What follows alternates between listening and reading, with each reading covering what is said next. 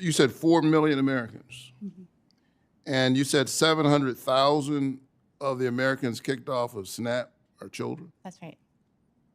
Because I met with the speaker and others, and they saying that these are able-bodied men who are kicked off of SNAP. But you're saying these cuts are leaving children food That's right. insecure. That's Let's try another one. The text goes on to say, "For I needed clothes, and you clothed me." Dr. Morgan, how have the president's policies been for poor, unemployed, or unhoused Americans?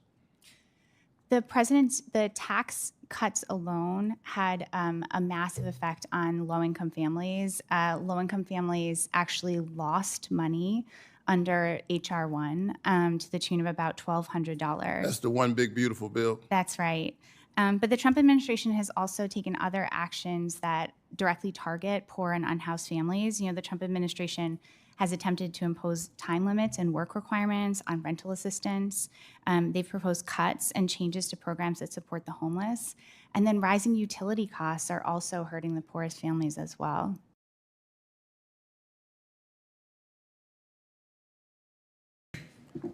Good morning to everyone. I call this hearing to order. Let me first thank the witnesses for taking the time and making the investment of your talent for this committee to appreciate the issues that are challenging so many Americans around the country. So I really appreciate you guys being here. Our committee seeks to answer a simple question. How do we make life more affordable for families in South Carolina and, frankly, around the country? That is a question I hear all the time at home. How do we make this economy work for families who are already working hard, but too often there's just too much month at the end of the money? Housing is too expensive, food is too expensive, borrowing is too expensive. Everyday life is simply too expensive. A family in Walhalla, South Carolina, trying to buy their first home, a small business owner in Greenville trying to expand, or a senior citizen in Rock Hill, South Carolina, living on a fixed income should not have to wonder whether Washington understands what it means to choose, and I mean this sincerely, to choose between prescriptions or groceries. Affordability is not created by government programs, more red tape, or more spending we cannot afford. Affordability comes from promoting competition, innovation, and opportunity. That is why Senate Republicans have been focused on results that will bring relief to everyday Americans. We are approaching the one-year anniversary of the Working Families Tax Cut Bill, a bill that has put more money in the pockets of Americans who desperately need it. Because of this bill, 97% of Americans received a tax cut this year. 97%. And the people who benefit the most are people earning less than $200,000 a year. Hardworking American families will take home nearly $300 a month more because of the Working Families Tax Cut Bill. Let's not forget, every single Democrat in the Senate voted against cutting taxes, which would have led to a $5 trillion tax increase. This committee has already advanced efforts to improve housing opportunity, create clear rules for digital assets, strengthen our markets, and make the financial system work better for everyday Americans. Our 21st Century Road to Housing Act, which just passed the Senate by historic margins, I think it was 85-4 yesterday, almost nothing happens in the Senate. Nothing happens in the Senate, 85-4. We cut red tape, we are unlocking housing supply, and preserving local control. I look forward to President Trump signing that legislation into law. The Genius Act, signed into law last year, established a first-of-its-kind regulatory framework for payment stablecoins, fueling financial innovation in America and creating economic opportunity. The next step is solidifying American leadership in digital assets, in completing market structure legislation, and I'm proud of this committee's work to advance Clarity Act on a bipartisan fashion. Beyond legislation, we also have pushed for better implementation of my Credit Score Competition Act, so millions of Americans who are today credit invisible will have an opportunity to earn the kind of credit scores and interest rates that they deserve by populating all of their information on the credit scoring agencies. And we have supported thoughtful regulatory right sizing that helps protect consumers without driving up the cost of credit. Unfortunately, too many in Washington still believe the answer to every problem is more government. We saw this during the Biden administration. Reckless spending and heavy-handed regulation made life more expensive and made it harder for businesses to invest, lenders to serve their communities, and builders to build. We should be clear, regulations, they have a cost. When Washington makes it harder for a bank to lend, a business to invest, a builder to build, and an entrepreneur to grow, those costs do not disappear. They show up in higher prices, fewer choices, and fewer opportunities for American families. That is why cutting red tape is also an affordability issue. Agencies should protect consumers, not be weaponized for a political agenda. The Biden administration should never have used the CFPB to target disfavored financial sectors, restrict access to credit, or punish responsible lenders. That made it harder for families and small businesses to access credit while making financial products more expensive. Senate Republicans are working to bring these costs down at the same time the Biden administration was working to raise those prices. Families in South Carolina and across the country are still living with the consequences of the Biden-era policies in their monthly bills, their mortgage payments, and their household budgets. Families do not need more slogans. They need lower cost, better opportunities, and a government that gets out of the way as Americans try to build a better life. Today, I look forward to hearing from our witnesses about practical steps we can take to lower costs, expand opportunity, improve affordability, and reduce unnecessary regulatory burdens without growing government. Senator Warren, you're now recognized. Thank you, Mr. Chairman. I want to thank you for holding today's hearing on affordability. It's only Tuesday, and our committee's already had a big week. We have to do. Yesterday, the Senate passed our 21st Century Road to Housing Act, and now the House is on its way to passing it, too. This is the biggest housing bill in more than 30 years. It will help build more housing, bring down costs, and for the first time ever, stop private equity from snapping up homes that families are trying to buy. And your leadership helped make that happen. Thank you, ma'am. Our housing bill is an affordability accomplishment that everyone on this committee can be proud of. But it is not nearly enough to offset the economic policies of President Trump and the devastating impact that they have had on American families. So let's set a baseline. When Trump took office, inflation was down to 3% and headed down. The first thing he did was slap tariffs on nearly every item from nearly every country. These tariffs will cost the average American household more than $2,500 this year. Now, the Supreme Court struck down these tariffs as illegal, and the administration has not lifted a finger to give consumers a refund on the very high prices that they paid. Then came Trump's illegal war with Iran, which caused energy prices to skyrocket. The impact of the war continues to jack up costs for every single sector of our economy. Families have spent $43 billion more on gasoline alone than they would have if Trump had never started this war. Trump spent billions to cut renewable energy projects, the kind of energy that would actually lower utility costs. And Trump and Republicans have sent health insurance premiums soaring, with next year's premium hikes already on track to rival last year's record-breaking increases.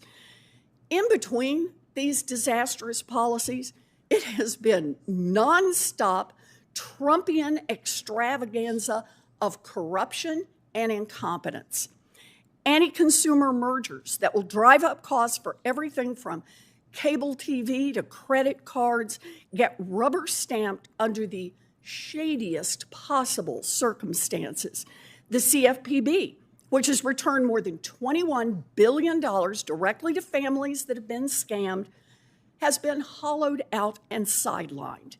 DOJ fired the USDA team responsible for preventing screwworm, and now an outbreak threatens to bankrupt ranchers and send already high beef prices through the roof. And one white-collar criminal after another gets DOJ dismissal or a Trump pardon, sending a clear message that it is okay for wealthy insiders to rip off families and consumers. And what's the result? Inflation now sits at its highest level in 3 years, 4.2%, nearly double what it was last year. Americans are paying more for groceries, for health care, for gas. The Federal Reserve is forecasting higher inflation, higher interest rates, and slower growth. And the American people can see plain as day that as the economy gets worse, Trump gets more chaotic. Trump focuses on building his golf course and his giant ceremonial arch, getting the right marble for his taxpayer-funded gold-encrusted ballroom, with no thought to the rising costs that are bearing down on Americans. The same guy who ran for office saying he would tackle inflation on day one now calls affordability a, quote, hoax and a, quote, made-up word. He says, quote, I don't think about Americans' financial situation. He says that he, quote, loves the inflation. Trump doesn't care about hardworking Americans.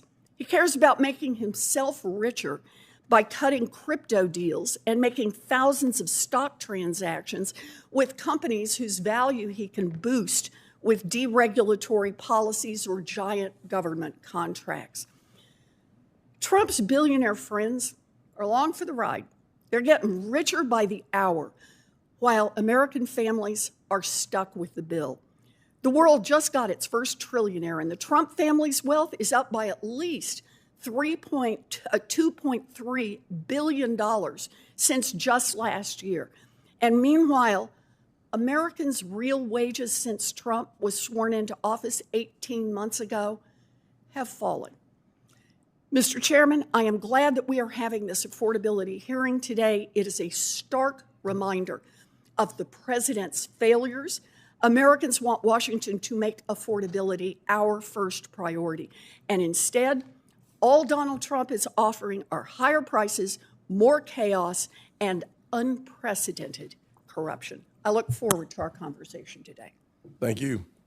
I now recognize our first witness, Mr. Cody Carbone, Chief Executive Officer at the Digital Chamber.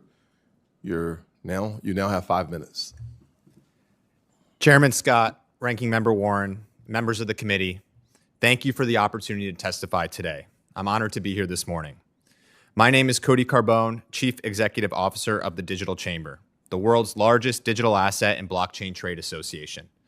Our members span more than 250 companies, from the world's largest exchanges and banks to startups, innovators, builders, and developers. I'm here to talk about how digital assets can make life more affordable by calling attention to a hidden tax most families never see, but they feel: the cost of moving money and the cost of moving assets.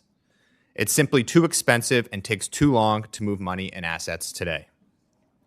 Nearly 1 in 4 American households live paycheck to paycheck, and the Federal Reserve reports more than a third couldn't cover a $400 emergency without borrowing. For those families, a credit card swipe fee or a 3-day hold isn't just an inconvenience, it's an overdraft, a late fee, or a payday loan.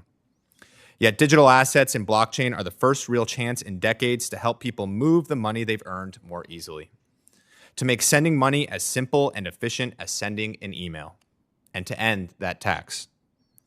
Today, I will discuss how digital assets can help lower costs in 3 areas. First, the cost of moving money across borders. Americans send more money abroad than any nation on earth, more than $100 billion last year. It costs 6.5% to send, more than double the international target, and takes 3 to 5 days to arrive. That's more than $6 billion a year skimmed out of working families' pockets. A worker sending $100 home to a foreign country sees only $93.50 arrive.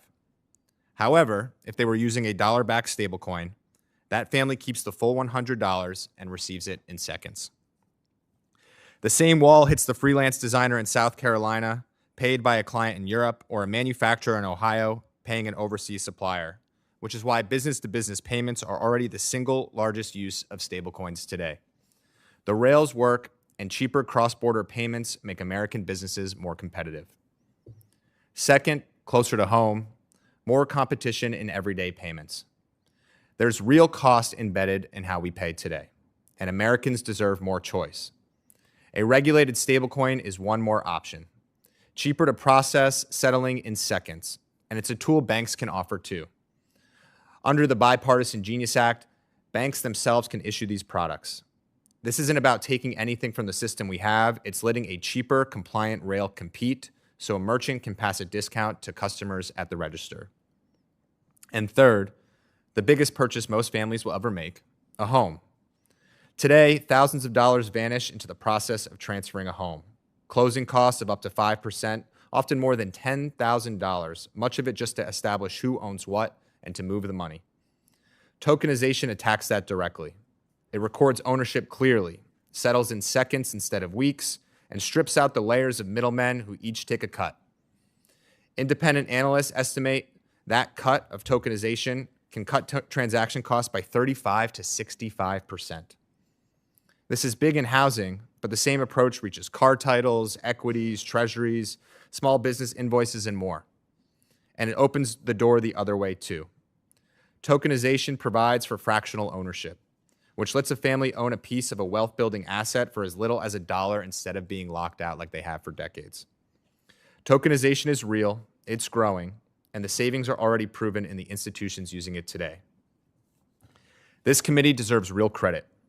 The Genius Act is working, and finishing the job through the Clarity Act is the best chance Congress has had to set clear rules of the road. Clarity is closer than it's ever been, and I'd urge the Senate to finish it this year. Clear, US-based rules are what unlock tokenization for ordinary Americans, keeping this activity onshore and creating good-paying jobs. Because in the end, the cost of moving money and moving assets is real, and it shows up in every household budget. The Digital Chamber is proud of our role in helping Americans shed that burden and working with this committee. Thank you for your time, Mr. Chairman and Ranking Member Warren, and I look forward to your questions. Thank you very much. All right, next witness will be Mr. Kevin Brown, the President of the National Association of Realtors. You are now recognized, and thank you all for your support of the housing bill as well. Thank you. Thank you, Chairman Scott, Ranking Member Warren. Members of the committee, thank you for inviting me to testify at today's hearing on America's affordability agenda. My name is Kevin Brown. I'm the 2026 President of the National Association of Realtors, the largest trade association in the country with nearly 1.5 million members. I'm also a broker-owner with Better Homes Realty, Rockridge, in Oakland, California. Every day, realtors work with families and individuals who have saved, worked hard, and maintained good credit, yet still cannot find an affordable home. The numbers are staggering. Housing remains one of the largest drivers of economic growth in the country, making up nearly a fifth of the U.S. economy. But the supply of homes to purchase has collapsed. The American population has grown nearly 30% since 1995, yet the existing housing stock has actually dropped more than 25% from 1.58 million units in 1995 to 1.18 million units today. The median annual home price has skyrocketed to over $400,000, and the average age of the first-time home buyer is now 40 years old. This is not sustainable. Thankfully, under the leadership of this committee, meaningful changes are on the way. The 21st Century Road to Housing Act is the most consequential housing legislation in decades. The bill strengthens many existing programs and streamlines others while cutting red tape and removing barriers to housing development. In particular, the bill reforms federal housing programs such as the Home Investment Partnership Program and the Community Development Block Grant Program to be more flexible and effective. The legislation modernizes financing for rural manufactured and modular housing and updates FHA multifamily loan limits to reflect today's market. It also streamlines federal environmental review and increases coordination across agencies. On the state and local side, it provides resources and incentives, not mandates, to help communities build and preserve homes. The Housing Supply Frameworks Act requires HUD to work with stakeholders to develop guidelines and best practices for addressing zoning policies that block housing production. The bill includes funding to develop pre-reviewed design libraries of ADUs, duplexes, townhouses that can help streamline permitting. It also creates planning grants to support affordable housing strategies at every level of government and a home renovation pilot to help families preserve the home that they already own. The House and Senate now agree. We look forward to this legislation being signed into law, adding to other successful reforms from Congress, such as opportunity zones and low-income housing tax credits. We know the 21st Century Road to Housing Act will have the same meaningful impact, but as we all know, there is more work to be done. We know it will take time to build more homes, but we also need to ensure that communities don't adopt short-sighted, quick-fix things to address affordability. In my home state of California, we have seen policies that do more harm than good. While solutions like rent control may be popular, the on-the-ground results only water down personal property rights, discourage more development, and push mom-and-pop housing providers from the market. Property ownership works best when property rights are strong. That's what allows consumers to build and protect equity, the foundation of long-term wealth. While rent control may be seen as a way to protect tenants, in practice, it limits housing opportunities and makes them more expensive. This is why it's critical that the federal government take the lead in meaningful, lasting solutions. Realtors look forward to working with Congress on additional reforms and policies such as More Homes on the Market Act, a bipartisan bill that would double the capital gains exclusion threshold on a primary residence for the first time in nearly 30 years, while adjusting the caps to reflect future inflation. Just like people who are locked into their homes at lower interest rates, seniors are often locked in because of the home equity penalty. This legislation expands existing housing stock and gives seniors the opportunity to tap equity that they have counted on for retirement. In turn, move-up buyers can then buy homes, thus freeing up houses for first-time home buyers. Additional policy solutions are included in my written testimony. We know there is no silver bullet that will quickly fix the supply and affordability crisis, but the solutions this committee has championed will help the housing market for decades to come. Thank you, Chairman Scott and Ranking Member Warren. I look forward to your questions. Thank you, sir. Next, we'll hear from Dr. Morgan, President of the Century Foundation. You are now recognized. Chairman Scott and Ranking Member Warren, thank you for inviting me to testify before the committee today. As a public policy think tank dedicated to improving the lives of all Americans, the Century Foundation has been acutely focused on how rising costs are affecting working families.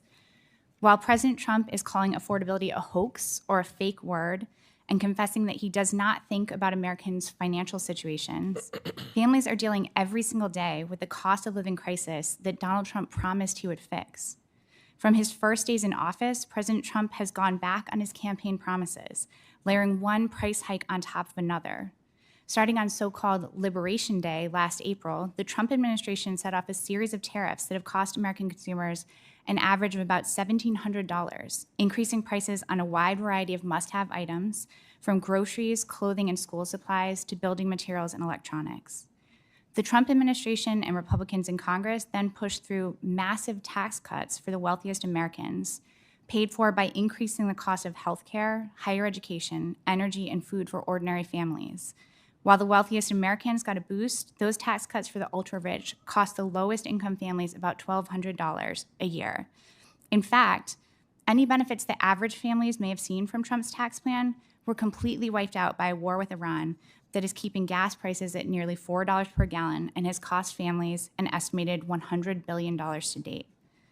On the Trump administration's watch, some of the biggest expenses for ordinary families have become even less affordable.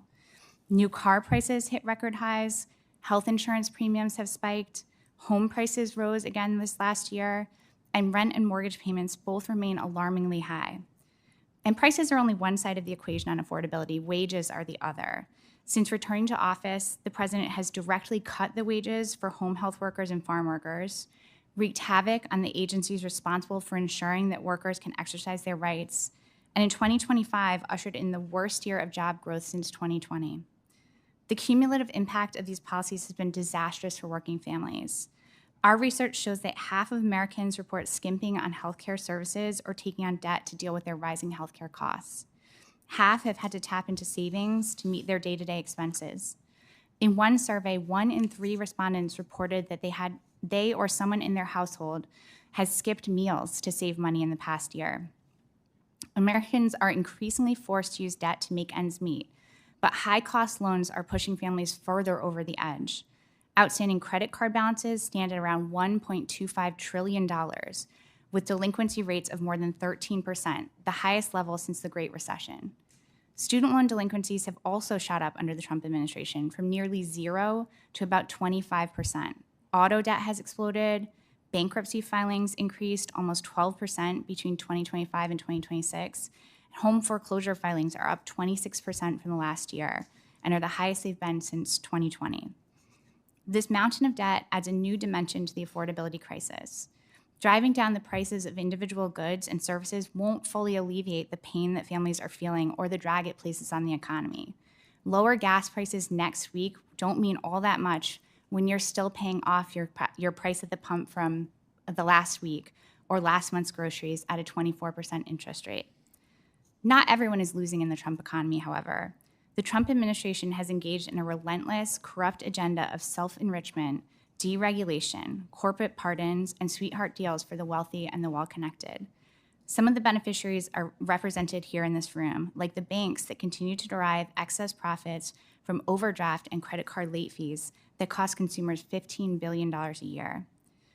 This committee has the power to advance legislation that would help save Americans billions of dollars. I applaud you all for starting with housing, an area of critical need, and I saw this morning that Senator Warren and Senator Moreno are working to save Social Security as well. But with 110 million Americans unable to pay off their credit card balances each month and banks tucking massive profits into historically high interest rates, there is much more to be done. The affordability crisis is not a hoax. It's a backbreaking reality for the vast majority of Americans. This committee must take action to address it, and I look forward to your questions. Thank you. Thank you, ma'am. We'll now hear from Ms. Lindsay Johnson, the Community Bankers Association. Thank you. Chairman Scott, Ranking Member Warren, and members of the committee, thank you for the opportunity to testify. My name is Lindsay Johnson. I'm President and CEO of Consumer Bankers Association, the nation's only trade association exclusively focused on retail lending. For as long as there's been an American economy, banks have helped families and small businesses build within it. That work often begins with something simple, safeguarding a paycheck, and it grows from there. Banks take deposits and put them to work in communities, helping consumers establish credit, finance an education, buy a car, purchase a home, or start or expand a small business. For millions and millions of Americans, a credit card or a small loan can take a family from credit invisibility to financial opportunity. The same is true for small businesses. Many begin with a founder's personal credit card, grow into a small business loan, mature into an enterprise that takes payments, manages cash flow, hires employees, and serves their communities. At every stage, banks are alongside them. But the true measure of a bank is not just what it does in good times. It's what it provides when life doesn't go according to plan. When a paycheck and a bill don't line up, when a car breaks down, or when hours are cut, bank products can be the bridge between a difficult month and a genuine crisis. A credit card, an overdraft service, a home equity line of credit can help a family absorb a shock, stay current, and keep moving forward. Banks also provide another layer of support for consumers that they may not see: fraud prevention, payment security, and technology that makes modern commerce possible. Banks do well when their consumers, small businesses, and their communities do well. Today's economy and consumers are remarkably resilient, but affordability is a real concern for many families as essentials like housing, healthcare, food, and transportation, what we refer to in our written testimony as the 4 horsemen of affordability, continue to pressure household budgets. As costs have risen, families, particularly those at the bottom of the K-shaped economy, feel it more acutely. Consider the median household making around $68,000 after taxes, or roughly $5,700 a month. Essentials like housing, vehicles, healthcare comprise around 2/3 of their budget, and if you add childcare in there, it consumes around 75% of the budget before utilities, gasoline, retirement savings, and other recurring costs. By year's end, this household has a net savings of around $540, or roughly $45 a month. It's an incredibly thin margin where a single unexpected expense can upend a family budget. And 75% of Americans experience at least one expense shock a year. On average, that expense shock is around $5,000. For consumers like this, low-cost financial products from Main Street banks can help manage and smooth out those unexpected expenses. Conversely, credit cards and other products and services that serve as shock absorbers comprise a very small amount of the consumer's budget, as credit card interest accounted for roughly 1% on average of the household budget in 2024, for example, and overdraft and other fees are even less. Congress, this committee, and the administration deserve credit for advancing solutions focused on core sources of affordability challenges, including pending bank capital rules that are going to enhance banks' abilities to lend, bipartisan work on housing expansion and supply, and support for small business lending. CBA also appreciates the focus on fraud and scams, a fast-growing threat costing Americans billions every single year. Combating it requires stronger coordination, accountability, law enforcement engagement, and more engagement across technology, telecom, and non-bank marketplaces. As policymakers consider additional solutions, it is so critical to preserve the financial tools that help families manage those unexpected expenses. Quick fixes like credit card rate caps may seem appealing, but they simply reduce access to credit, and they make it harder for consumers who need it most to access that credit, and instead pushes them to less regulated alternatives. A better approach, detailed in my written testimony, is to address affordability challenges at their source while maintaining responsible access to credit. Banks cannot solve structural affordability and income challenges alone, but we can and do help families manage through it, ensuring access to essential credit and liquidity in a competitive and sustainable way. The last 6 years have presented some of the most unprecedented challenges to the economy and consumers in modern history. Yet banks' role to support consumers and small businesses during this time led to much greater resiliency for families, for businesses, for communities, and the broader economy, as banks were the driving force in the fastest post-pandemic recovery in modern history. Banks will continue to serve as foundational partners in American life and will support stability and help families achieve their own American dream. Thank you again, and I welcome your questions. Thank you very much. Each member of the committee will have an opportunity to ask questions of any of the witnesses for up to 5 minutes, and then we'll move on. I'll start. One of the things I said during my opening comments was that because of the Working Families Tax Cut bill, 97% of Americans saw their taxes go down, and the focus of those tax decreases were on people making less than $200,000 a year. 100% of Democrats voted against the tax cuts for 97% of Americans. $5 trillion is just a mind-numbing amount, but $250 a month is something I can understand.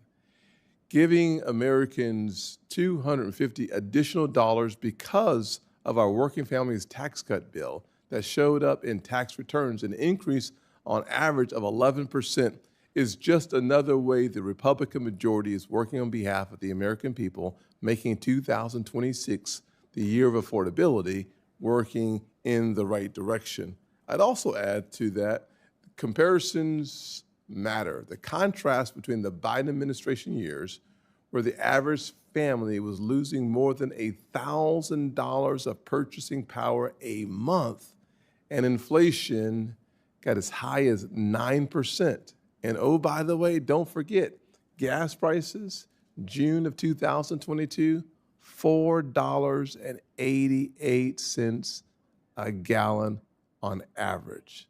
On top of all of that, one of the most oppressive regulatory environments in modern history brought to us by the Biden administration.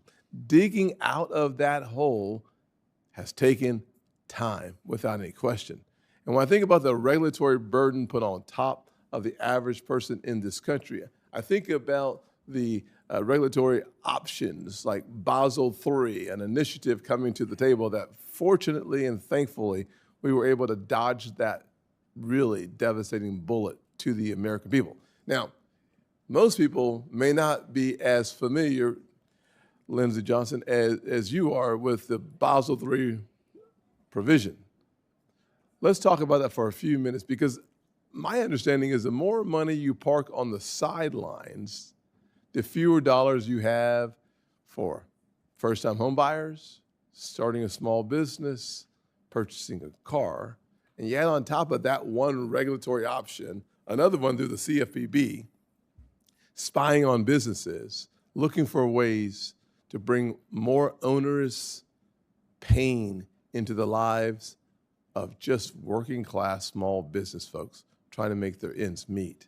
That regulatory pressure on top of the economic uncertainty created an instability that I'm not sure that we fully appreciate or have absorbed completely. Thoughts, Ms. Johnson? Well, I'll start with your the conversation around Basel and just capital proposals and regulatory burden generally. You know, your comment is right. We have to get that balance between safety and soundness and allowing a bank to be a bank and wanting a bank to compete with all the other non-banks in the atmosphere. More competition means more safe product options. And what we saw before under the Basel III proposal that was released in 2023 was something that outstripped even international standard. It would have made U.S. banks far less competitive, pushed banks outside of certain lending segments. And mortgage, you know, banks are already a much smaller portion of that market than they were before. The more we can get that competition in the marketplace, the lower cost will actually lower, because competition, that's what it's there for. So that's one example. And then I would say on the CFPB, look, the CFPB, we need a CFPB that's credible and durable and stable. We need a CFPB that does a true cost-benefit analysis, a rigorous cost-benefit analysis to understand how the rules that it's writing are actually going to impact consumers. And oftentimes, whether it was credit card late fee or overdraft, they simply overlooked it. Consumers were going to lose access to these products by their own admission on credit card late fees. 74% of people were going to see their costs go up. And that small portion of people who are frequent late payers would see some benefits, but they didn't take into account that their credit score was going to be hurt long term, driving their costs up. We've got to do a better job of having an honest conversation that's apolitical at these agencies so that we can really drive cost savings to consumers. With my time that I have left, with just only about 30 seconds, because I'm the chairman, so I can't tell time. Mr. Brown, you said that you have more solutions in your written comments. In about 15 seconds, could you provide us with one solution you think would make housing more affordable that you haven't heard so far? Sure. More Homes on the Market Act, which is also a bipartisan bill before Congress, provides for doubling of capital gains, the capital gains exemption from $250,000 and $500,000 for a married couple to $500,000 for a single person, $1 million for a married couple. That would free up. There are people on the sidelines right now just waiting because they either don't want to pay the tax or can't afford to pay the tax. And so that would free up inventory. You don't have to put any shovels in the ground. There would be instant inventory into the marketplace where buyers would come in, buy that property, which would free up some housing also for first-time home buyers. So thank you. And thank you for your work on that, by the way. I appreciate that. You. Thank you, Mr. Chairman. You know, I'm really glad that we are holding a hearing about President Trump's affordability agenda, and I am glad that my Republican colleagues don't seem to agree with President Trump's claim last week that, quote, affordability is a fake word made up by Democrats. In fact, I want to ask our witnesses about that. So raise your hand if you agree with the president that affordability is a hoax made up by Democrats. I'm giving you time here. Okay, no hands up, and I assume that means none of you, Democrats or Republicans, agree with President Trump that the affordability crisis facing American families is a hoax. and that seems right to me.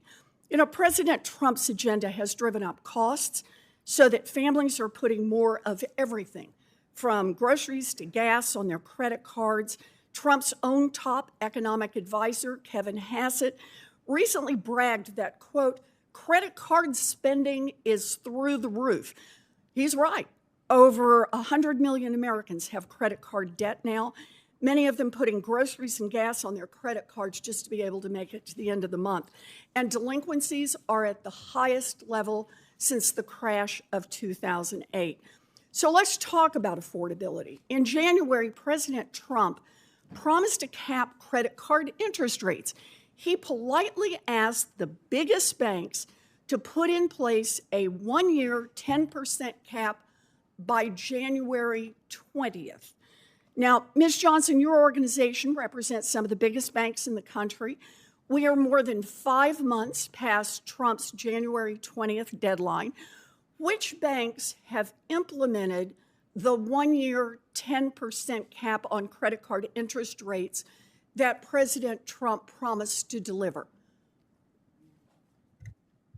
So thank you for the question. There's a couple of things I'd love to say. One, banks offer 0% APRs today. I'm sorry, I had a specific question. Donald Trump told the banks that they should lower their credit card interest rates to 10% by January 20th. He said that's what he would deliver for the American people, promised it to everyone in America. And I just want, which banks have actually lowered their credit card interest rates to 10%? Can you give me their names? There are definitely options that are low-cost APR I'm sorry, options. which banks have lowered But the their problem credit is card interest rate to 10%? Are there any that are at 10%? Can you name one? I can tell you that there are options today. Can you available. They name don't have a one cap at bank 8% that they has will offer. lowered its credit card interest rate as President And Trump no bank wants politely to cut off asked? credit to Has there people been one? with below 800 Has credit there scores, been one? including advocates Has who there say been if one? One? there are options in the marketplace for sure, but So not a single one has followed through on what President Trump told them to do. So President Trump and the big banks, they don't provide the 10% cap on credit cards. Ms. Johnson, how much more have Americans paid in interest on credit cards than they would have paid if the cap the president promised had taken effect? What's the number? so again, I want to go back to What's rate the card. number? The rate. So we have not done that calculation. I'll Bill. I bet you do haven't want- done I that do want to- calculation, but here's the thing, I have. Sorry. It's $57 billion in credit card interest rate above 10% that of Americans have paid since January 20th. By the way, if you just do the math, that's $368 million a day. Now, President Trump promised he was going to make banks lower credit card interest rates for families by January 20th. And so far, families have been paying $368 million a day for Donald Trump's broken promise. Now, we know that families have less money to spend and are falling behind on their bills thanks to Donald Trump's economic policies. Dr. Morgan, if you can tell me very briefly, how are people coping with these tighter finances? I mean, families are really struggling. As I said earlier, 1 in 3 are skipping meals. They're skipping medications that are prescribed by their doctors. They're skimping on healthcare services, and they're turning to debt. I think it's important to know that's a both and, right? We're seeing people both cut back on the things that they need to live their lives and also put their expenses onto high-cost debt, both credit cards, buy now, pay later, paycheck advance loans. Thank you. President Trump may love inflation, but it's killing American families. Congress needs to work together to fix the president's failed economic agenda and to make life more affordable for all Americans. Thank you, Mr. Chairman. Thank you, Mr. Chairman. Look, I really appreciate the fact that the chairman and the ranking member have come together to have this discussion on where the costs are right now for American consumers. And I think it's really important that we talk about all of the impacts. I noted that there's always a desire to have your cake and eat it too. Sometimes that's not possible, particularly when we talk about how we go about financing activities in our daily lives. I'm just curious, Ms. Johnson, you represent a lot of banks that issue a lot of credit. How many people today have credit cards in America? Couple hundred, actually almost 282 million people have credit cards. I will say, yeah. 282 million people have credit cards today. Can you imagine not having credit and being able to survive in today's digital economy? I'm just curious. Can you, I mean, we use them to get on an aircraft, but we also use them to literally do digital shopping, anything over the internet at all.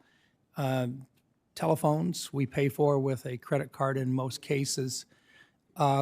Just thinking back about this thing here, one of the greatest threats to a lot of people being able to survive on a day-to-day basis is if they couldn't get credit. What would happen? I'm just curious. I think the president really wanted to find a way to try to suggest that he wanted the marketing side of things to be able to be incentivizing and to offer people low interest rates.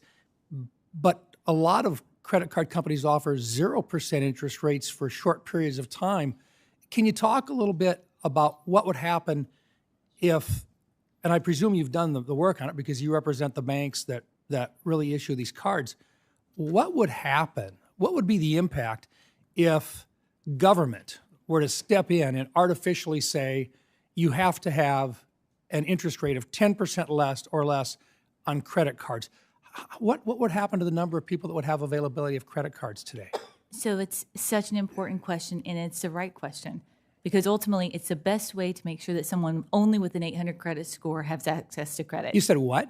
Only people with an 800 credit score would have access to credit. So how many people have, or how many people don't have an 800 credit score today out of those hundreds of millions of people that have credit cards? It would restrict credit for around 75 to 80% of the current market. 75 to 80% that would be around I'm sorry, but say 150 that, million. 75 to 80% of the current credit card holders. Yes. And how would that happen? Would they simply lose them on day one, or what would happen? It would be fairly quick. It would be fairly immediate, because ultimately risk-based pricing allows issuers, and there's 4,000 plus issuers that compete for consumers' business every single day, to go out there and make sure that consumers have access to this necessary liquidity and source of credit in a very sustainable way. You can't do that for free. And part of this is making sure that we have plenty of options. And you mentioned the 0% balance transfers. There were 60 billion in balance transfers last year in 2024 alone. We are focused on making sure that consumers understand those different options. But to simply take away a source of credit for consumers seems incredibly punitive. You know, in the 1980s, we had a tough time on the ag markets in South Dakota. We had usury rates in place, and because we had usury rates in place, there were banks that simply wouldn't loan to farmers anymore because, well, it was been a tough time. A lot of the guys were struggling, and yet, in order to put seed in the ground in the spring of that year, Bill Janklow was governor at the time, and he looked at it and he says, "Look, I don't care if it does cost a little more interest rates. We've got to get these guys some credit so they can actually put their crop in the ground." It's the reason why South Dakota at that time eliminated their usury rate. In doing so, banks charged more than what the traditional usury rate was, but we had farmers that survived because they could actually borrow the money. My concern with this whole discussion is that you say we've got over 4,000 different banks that issue credit cards today. I'm just wondering, it seems to me that these folks that have got these great ideas about issuing 10% credit rates, out of the 4,000, I'm sure one or two of them could do that today. But I'm just curious why we don't have some new startups by these folks that have got these great ideas.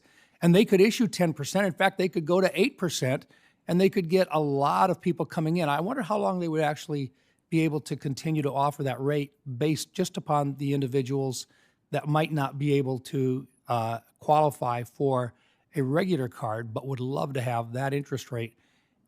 Is there a reason why we don't have a lot of people offering that 10% interest rate today?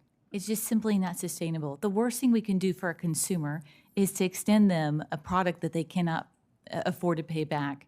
One of the things, and I do want to just push back on a couple of the different comments about the overall balances, if I've got a second, About because 10 seconds. Could you loan me 30 seconds? I loaned myself 30, so I Thank you. have much to do there. one of the most important things to understand is that through the pandemic, over the last 6 years, really 8 years, 40 million new people came into this market. So when we talk about balances being $1.2 trillion, that's because we've got a lot more people who had access to this very important source of liquidity.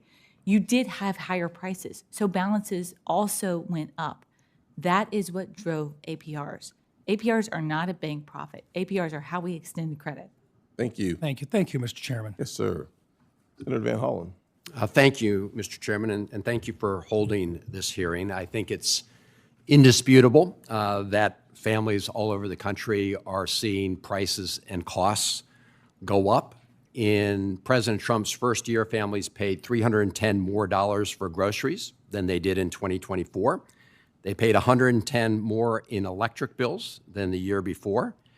Now, I think we all recognize that the economy is complex and price increases cannot always be attributed to the policies of the president or administration. In this case, it's pretty clear they can be. Because of the president's tariffs, families have paid $1,700 more in tariff costs.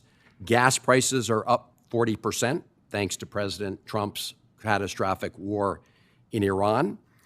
And so as of last month, inflation now stands at 4.2% annualized rate, which is the fastest growth in 3 years. Now, we have heard President Trump say recently that he, quote, loves inflation. He's also said that that affordability is a fake word made up by Democrats. So, Dr. Morgan, just to sort of level set on facts, is the affordability crisis a hoax made up by Democrats, or are people experiencing price increases because of the Trump administration policies? It is not a hoax. This is something that families are dealing with every single day.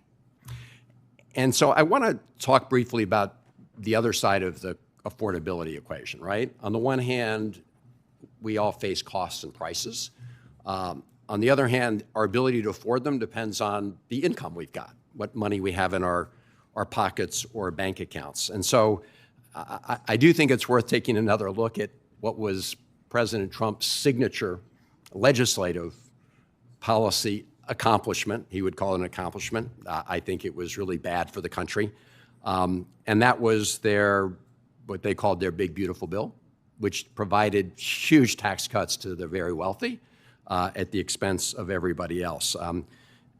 Dr. Morgan, it's correct to say that the wealthiest taxpayers benefited the most from that so-called Big Beautiful Bill, right? That's correct. The wealthiest taxpayers benefited the most, and the bill actually cost the lowest income families money because of the cuts to Medicaid and SNAP and other programs. Right, and just to emphasize the point, I think we should look at this chart that shows that the richest 1% of income earners got 22% of the benefit of those tax cuts. And overall, the top 20% income earners got 72%. I will also say this distorts the picture over time because some of the tax cuts that went to sort of middle-class families included things like the no tax on tips, which actually I think is a good idea, although I think if you're in that income level and your income's not just in the form of tips, you should also get a break. But those were all sunset, right? Those tax cuts for working people are going to sunset in a couple years, right? That's right. And so this will get even worse in terms of the distributional impact.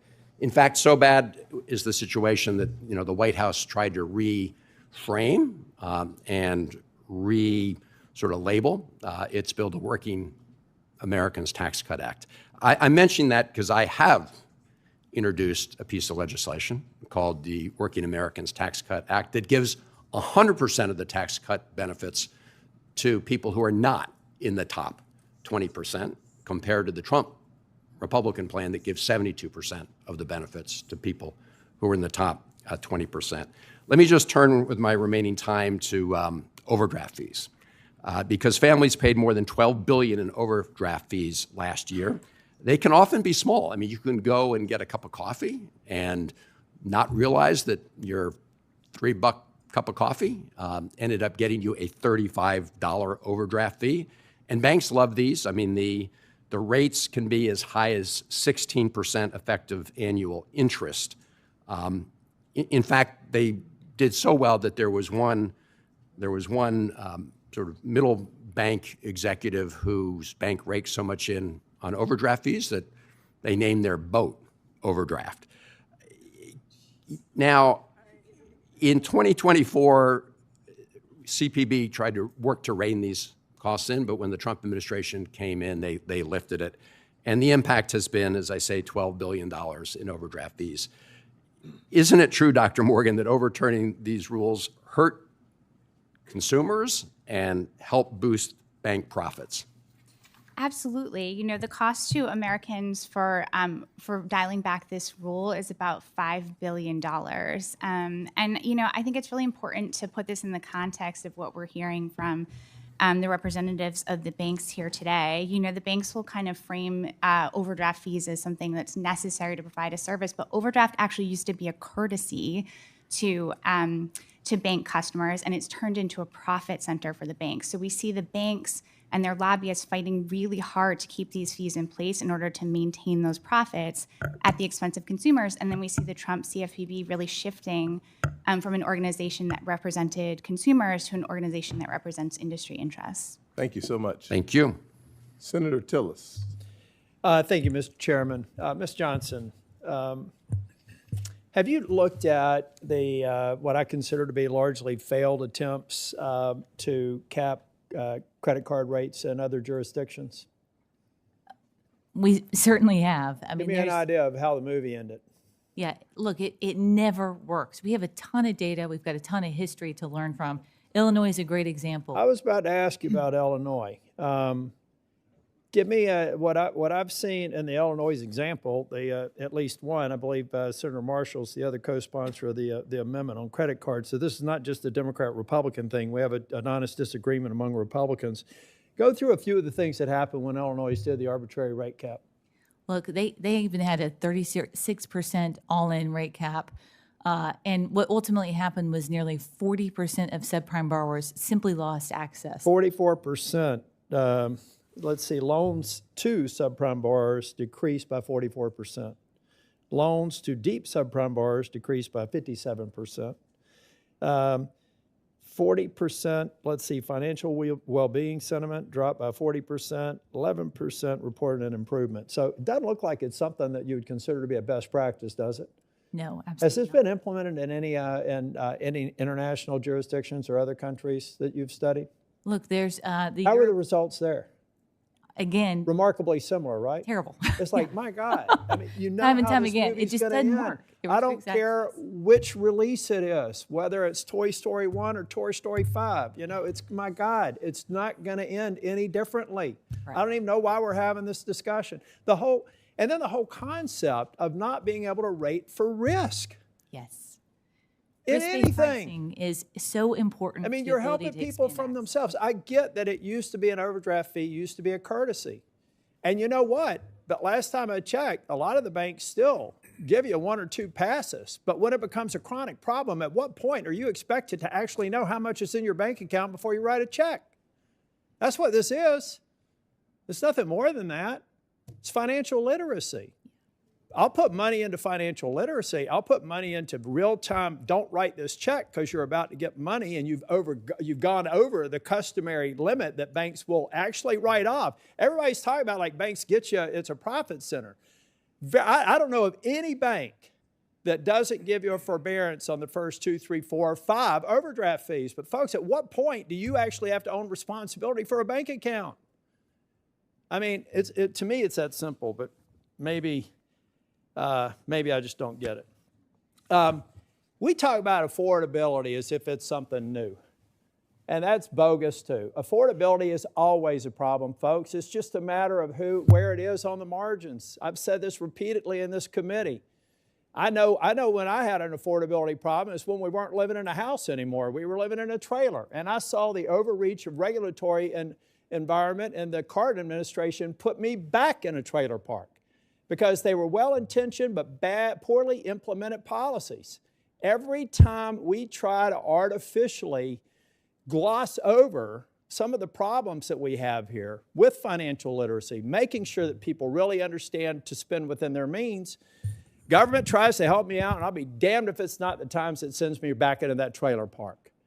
When we start paying attention to the people who are really on the bubble, and I'll tell you right now, we got a real problem because we got some rich people making a lot of money, but we've got some people on the bubble that are hurting. And instead of talking around all this stuff and coming up with all these artificial constructs that have been empirically proven to fail, point to one. And in fact, I've got a minute left. If somebody's got an example of one of these arbitrary rate caps that have worked, I will yield my time and you can explain it to me right now.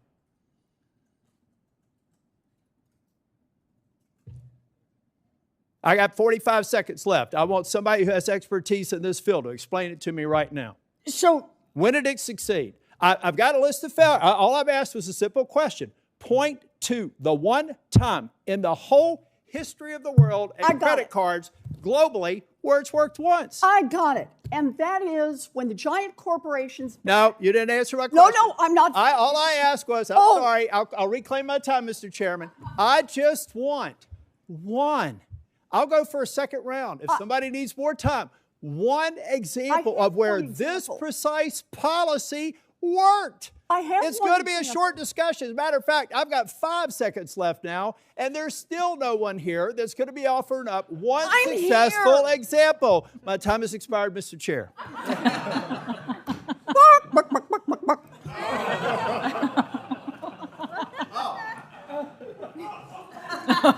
Mr. Chair. I just will. can't bear Ranking member,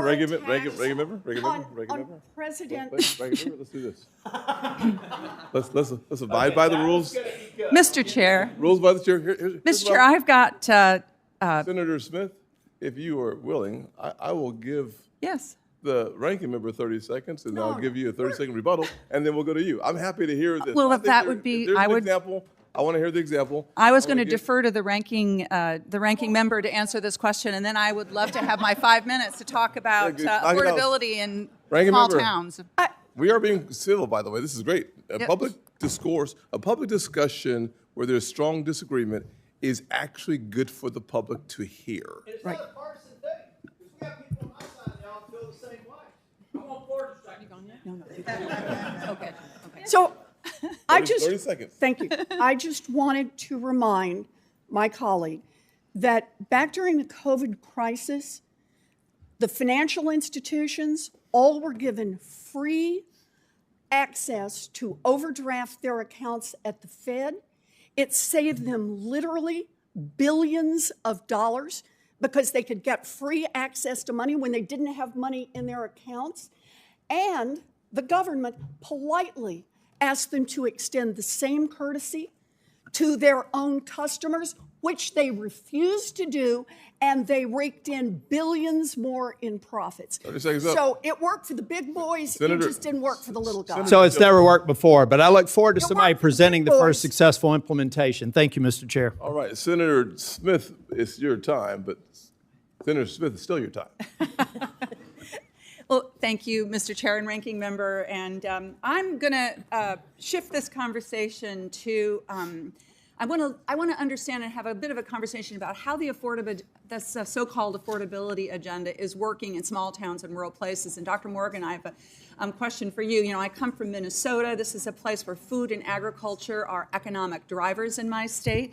And farmers are telling me that things are tough, that in fact it is so much harder to afford to run their businesses than it was just a couple of years ago.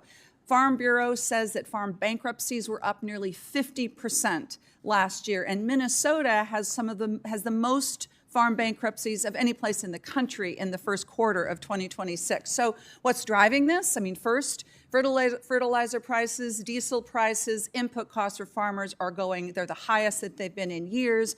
And then, of course, the chaotic tariff policy has made it very, very difficult for Minnesota producers to find access to markets that were their markets even just a year or so ago.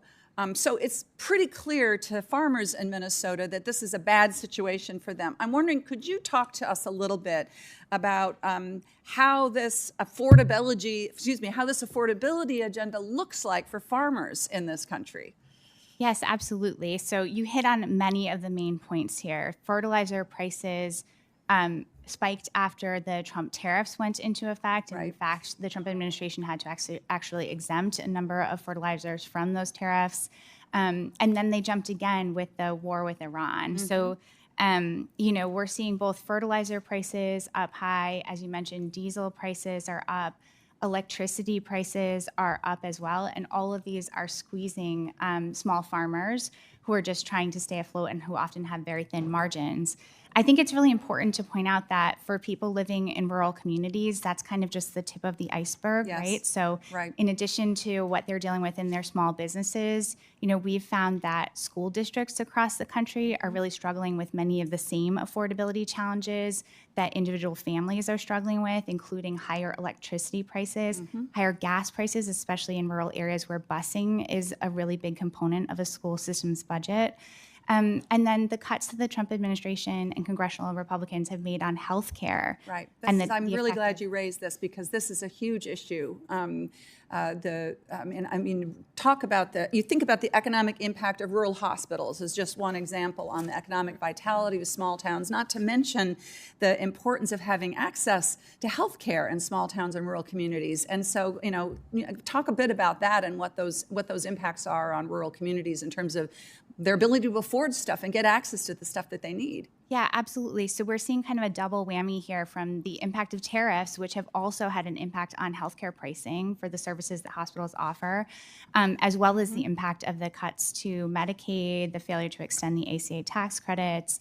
And so, rural hospitals are the ones that are being hit the hardest. And what we're seeing is that they're pulling back on services. So people are having to drive farther and farther to get access to really basic services like emergency services or maternity health. So it's turning into a really big crisis. It's the kind of situation where people can really feel the affordability crisis every time they try to get a doctor's appointment or seek emergency services. And so I want to just take a minute also to talk about the impact on food. So first, you've got the question of what is the residual impact on global food prices with the lack of access to fertilizer that's happened because of the Iran war and what that means about food prices going up potentially as we get into the second half of this year. And that'll, of course, have an impact on all communities, not just rural communities. Could you address that?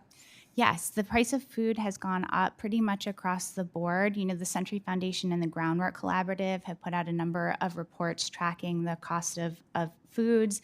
We typically tie them to holidays. So you see the cost of hams going up, the cost of hamburgers going up around Memorial Day, Halloween candy. So you have this kind of rise in price that we're seeing people, and I know the CBA alluded to this, putting onto their credit cards.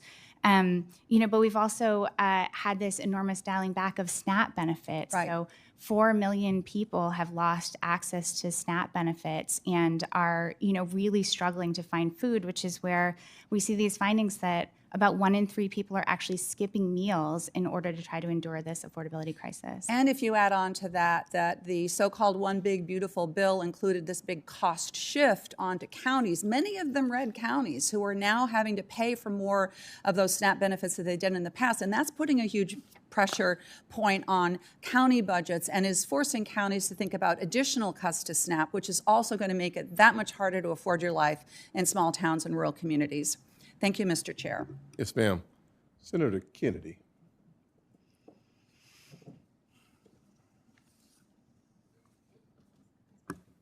Thank you, Mr. Chairman. I have to say, I'm a little disappointed. You all seem like fine people. And here's...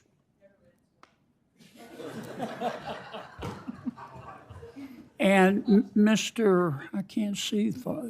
Carbone, you seem to be here to promote cryptocurrency. I love cryptocurrency, but I don't think that's the problem with our economy. Mr. Brown, you're here to promote realtors. I love realtors, but that's not going to solve our economic problems. Ms. Johnson's here to promote banks. I love banks. Dr. Morgan is here to bash Trump without telling us that she formerly was part of the Biden administration and worked for Mr. Chopra at the CFPB, and that your policies caused inflation to go to 9%. I think that those would have been relevant things to tell us. I guess you thought we were going to look up your background. Can we agree that the problem of affordability is the prices are too high? Duh.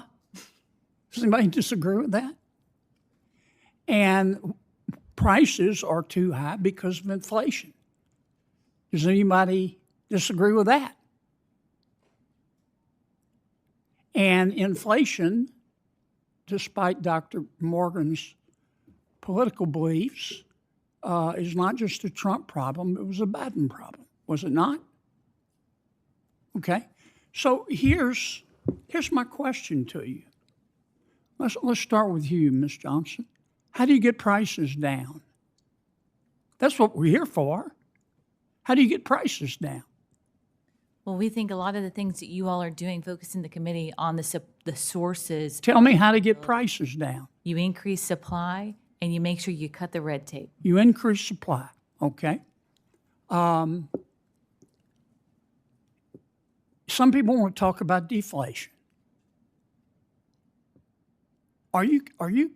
If you believe in deflation, as we see it in the world today, you need to change your meds. China's got deflation. How's it going for them? They've got about a 20% unemployment rate for their young people. The only way out of the inflation is to grow our way out of it. Am I wrong? You're going to have to increase our economic growth, not at the top line, but so people feel it. You're going to have to increase wages. And to do that, do you disagree with Mr. Brown? We're going to have to grow the pie. Right or wrong? Well, Senator, first of all, I'm here to support home ownership. In supporting home ownership. No disrespect, but whatever. I'm sorry if I offended you.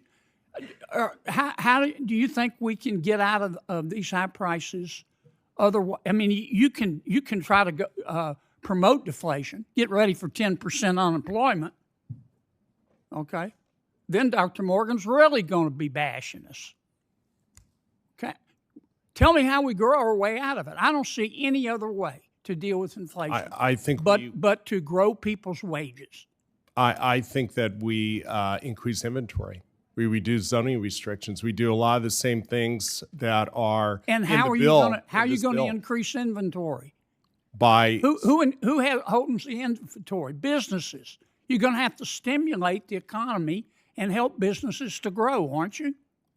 Well, I come from California, which is ground zero for the lack of housing affordability, and it's a little more complicated than that. I don't think you want to answer my question. Ms. Johnson, aren't we going to have to grow the economy and therefore increase wages in order to help people deal with the inflation? If I'm wrong, tell me. If there's a better way, tell me. I think growth has been a key driver. Consumer spending continues to be strong. It's what's driven us through one of the most tumultuous times that we've been through, including bringing historic high inflation. We also do need to address prices. And I think the Fed's focused on it. Price stability has got to be key. Okay. Yeah. So we basically we're free enterprise in America. We're basically, to grow the economy, you've got to stimulate businesses and try to direct labor to share in the growth. Is that right? Yes. Okay. Dr. Morgan, are you a Democratic Socialist like your colleagues? No. You're not? Do you? I noticed that y'all's new policy is to create a 4-day, 32-hour work week with no loss in pay. Where are we going to get the money to do that? That's not my policy. You don't think we ought to do that? I'm sorry. You think we ought to have a federal jobs guarantee? I think a federal jobs guarantee is a good idea, yes. Oh, you do? Okay. How you think we're going to pay for that? Fair? You believe in the Easter Bunny, do you? I think it's incredibly hard to pay for these things when we're giving tax cuts to the ultra rich. Yeah. Okay. You think that all the growth in our economy just goes to the ultra rich? I think that we just gave massive tax cuts to the wealthiest in this country, yes. Yeah. Yeah. You are a democratic socialist, aren't you? I have never used that term to refer to myself. No, I know. You have a Use Nazi whatever you'd like. tattoo? Excuse me? Do you have a Nazi tattoo? I don't have any. Mr. Chairman.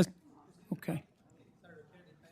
Thank you, Senator Kennedy. And we have Senator Cortez Masto. Thank you. Let me put this back on track.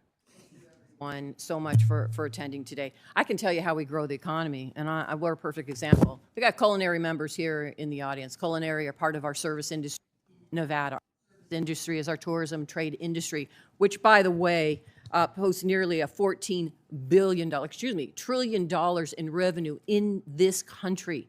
But because of the bad policies of this administration, we are not growing that economy. In fact, there's a $14 billion trade deficit in 2025. Why? Because this administration has cut Medicaid, they have chaotic tariffs, their war of choice in Iran, the barriers put in place of so many that want to travel to the United States, the bad policies, the high costs that leaves less discretionary funds for families to travel. That is part of the problem. So we can eliminate some of the policies of this administration. That will help grow the economy. And I will tell you, I believe with the culinary, one job should be enough in this country. One job should be enough. And you should be able to afford put groceries on your table, to pay your energy costs, to put a roof over your head, and so much more, and afford health care in this country. That's what it's about. And so I appreciate all of you being here, because that's a conversation we have. And one of the pieces of the puzzle here is housing and a roof over your head. And I was so pleased to see, in a bipartisan way, that we passed the road to housing here, the 21st Century Road to Housing. I thank the chairman, I thank the ranking member, everybody here that worked on that in a bipartisan, bicameral way. But now we have to fund it. We have to remember there's programs in there that need to be funded. One of them is the home program that I was very pleased to be able to actually put the legislation in to modernize the home program. So, Mr. Brown, let me ask you this question. Why is the home program so important for building more affordable homes and increasing that supply? Actually, I don't know if you have your speaker on. We do support the home program. Which section is that, Senator? That is in the Road to 21st Century Housing. That's the home program. Yeah, that's the one that actually finances federal dollars that come into states for the home program to help finance supply. If you're not familiar with it, happy to have one of the other panels. No, I think it's very important. I think that overall, this bill is extremely important to increasing affordability in the housing market, because you're cutting red tape, you are cutting regulatory burdens, and you're increasing inventory. And I think that's the way that we're going to be able to tackle the affordability crisis. And I think that this bill goes a long way. It's a great start. I mean, more work can be done, but there's some really good things in this bill that are really going to help the housing affordability crisis in America. And that's the key, right? It's one thing to pass it. Now we have to authorize the appropriations for these programs. Yes. The home program is a grant program through HUD that brings out those essential dollars, federal dollars, into our communities to build housing. And I think affordable housing, yes. Affordable housing. Yes. It's important that we authorize it. Thank you. I appreciate that. Let me talk to Dr. Morgan. I have been concerned with what I'm happening with the CFPB. As the former Attorney General of Nevada, I work closely with CFPB to protect consumers. And now this administration has systematically eliminated the CFPB. And I am concerned now with what that means for consumers in general and in Americans. Nearly 22 million families pay more than half their income to keep a roof over their head, yet the President's proposal to cut funding for affordable housing programs like home and gut the CFPB Bureau doesn't help families who have seen rents rise 50% since 2020.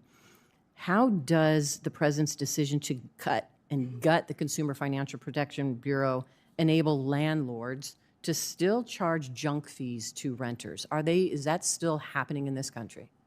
Yeah, it's a really good question. So, the gutting of the CFPB has taken the cops off the beat. So there's really no one kind of minding the store for consumers and making sure that financial institutions are following the law.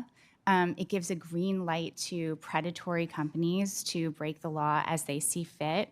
And when it comes to renters in particular, the CFPB had really been watching this kind of like proliferation of products that were being put into the market in order to bridge the gap between rent and what people could actually afford.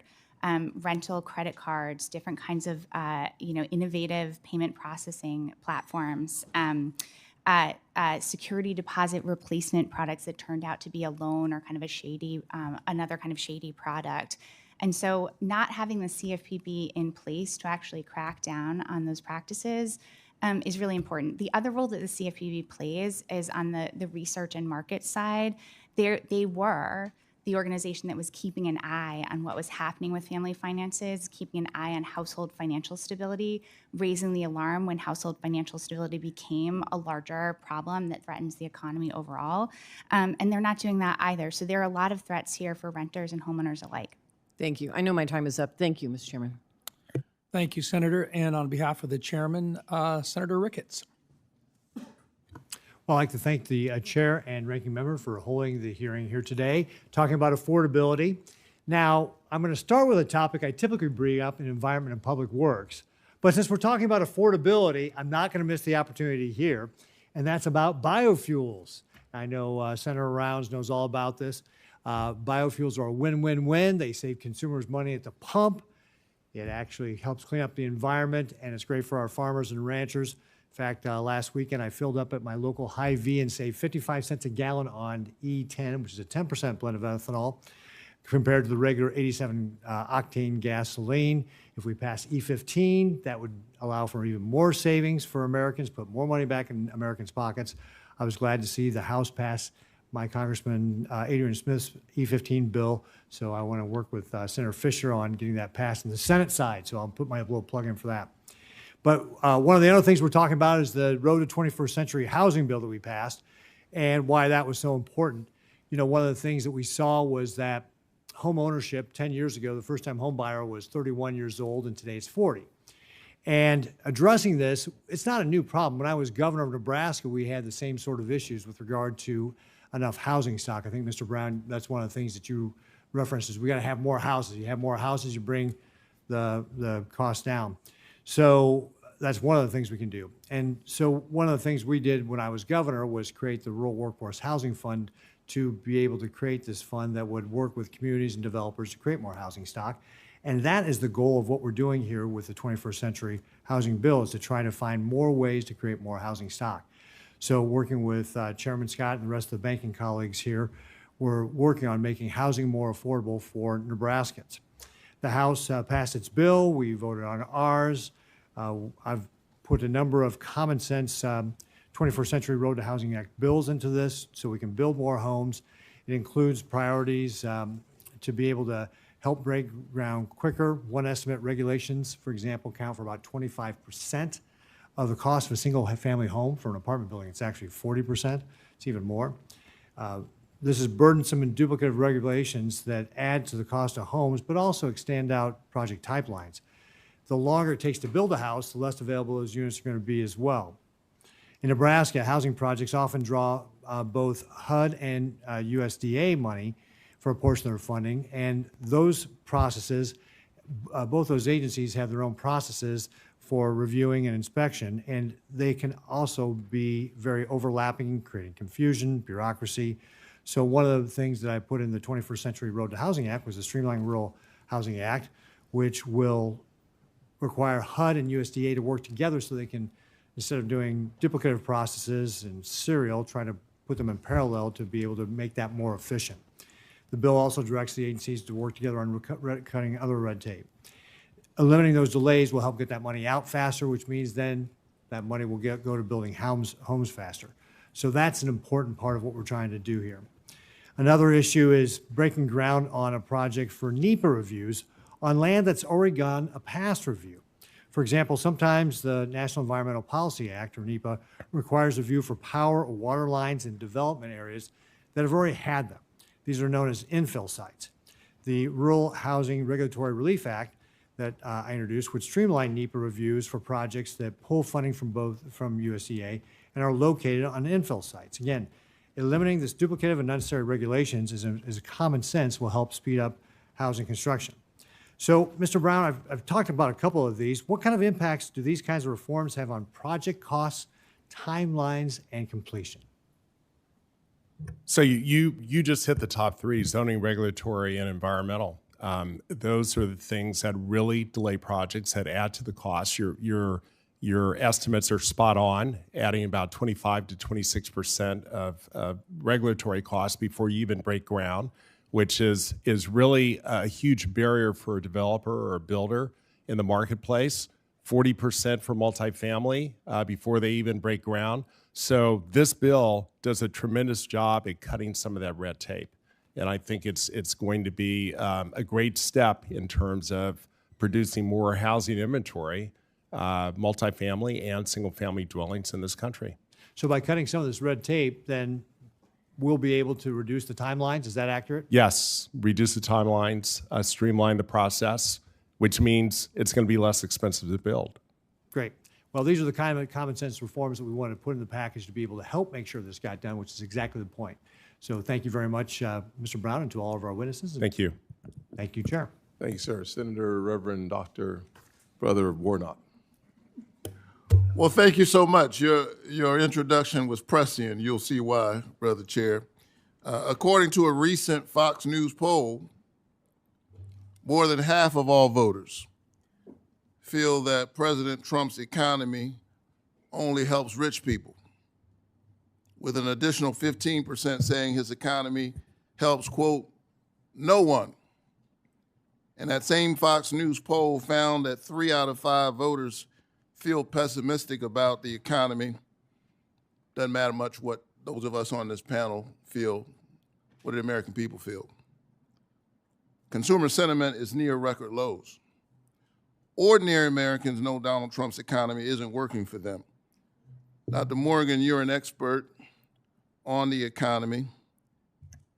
I don't know your faith tradition or if you share a particular faith tradition at all, but I'm a Matthew 25 Christian, meaning I like to center my work on the least among us, the poor, the most marginalized.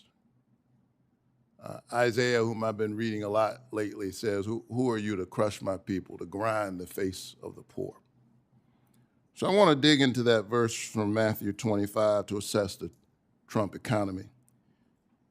It says, for I was hungry and you gave me something to eat. I was thirsty and you gave me something to drink. Dr. Morgan, how have the president's policies been for hungry Americans? Senator Warnock, the president's policies have pushed more and more Americans into hunger. We've seen actually 4 million people lose their SNAP benefits under this administration. It's about 700,000 of them were children. And the Century Foundation's own polling shows that 1 in 3 Americans have skipped meals in order to deal with their cost of living crisis. So you said 4 million Americans. Mm-hmm. And you said 700,000 of the Americans kicked off of SNAP are children? That's right. Because I met with the speaker and others, and they saying that these are able-bodied men who are kicked off of SNAP. But you're saying these cuts are leaving children food insecure. Right. That's Let's try another one. The text goes on to say, for I needed clothes and you clothed me. Dr. Morgan, how have the president's policies been for poor, unemployed, or unhoused Americans? The tax cuts alone had a massive effect on low-income families. Low-income families actually lost money under H.R. 1 to the tune of about $1,200. That's the one big, beautiful bill? That's right. But the Trump administration has also taken other actions that directly target poor and unhoused families. The Trump administration has attempted to impose time limits and work requirements on rental assistance. They've proposed cuts and changes to programs that support the homeless. And then rising utility costs are also hurting the poorest families as well. Matthew 25 says, "For I was sick and you looked after me." What about the president's health care policies, especially when it comes to health care affordability? This is really an acute problem for families right now. We've seen cuts to Medicaid that have taken insurance away from families. We've seen the failure to extend the ACA premium tax credits that has jacked up the cost of health insurance premiums for many American families. We're also seeing increasing costs on employer-sponsored plans.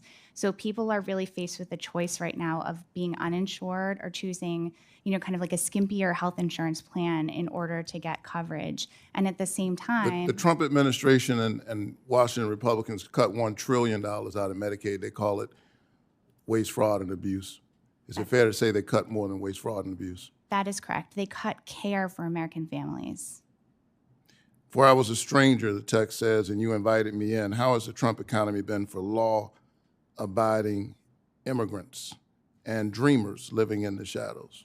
We've seen a kind of xenophobic attack on our immigrant neighbors. We're seeing families who are afraid because of the actions of ICE to go to work and to send their families to school. It's incredibly crushing both for those families and for their communities and those of us who live among people. And then we've also seen these attacks to try to take away benefits and programs from law-abiding immigrants. So it's hugely concerning. Yeah. So who's served by this economy? That's a long range of people who seem to be suffering. Who's served by the economy, the Trump economy? I mean, it serves the rich, right? It serves Donald Trump himself. It serves his billionaire colleagues, and it serves the banks who are represented here at this hearing, who have gotten the Trump administration to roll back protections for working families in order to maintain their profits. All right, I'm a few seconds over, and so I'm going to bring this to closure, Brother Chair. But Donald Trump has been president for 18 months. And while he and his advisors love to blame Joe Biden for rising costs, Americans elected him to lower costs. He's been at it for 18 months. He's raised costs for everybody, shredded the safety net meant to catch people during tough times. This Trump economy isn't just bad. For me, it's a moral abomination. This is bigger than politics. It's about humanity. Thank you so much for your testimony.